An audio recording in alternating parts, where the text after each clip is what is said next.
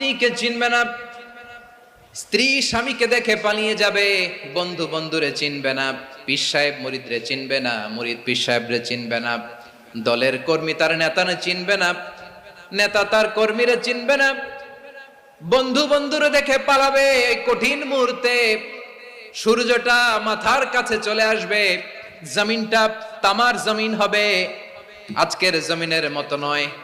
মানুষ ঘর্মাক্ত, ক্লান্ত, শ্রান্ত মাথার মগজগুলো কানের ছিদ্র আর নাকের ছিদ্র দিয়ে বেয়ে বেয়ে পড়বে।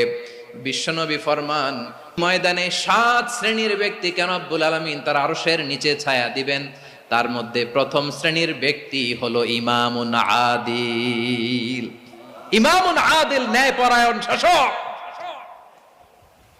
যে ইনসাফের সাথে বিচার করে, যে জাস্টিস সমাজে সার্ভ করে, যে সুশাসন নিশ্চিত করে, ওই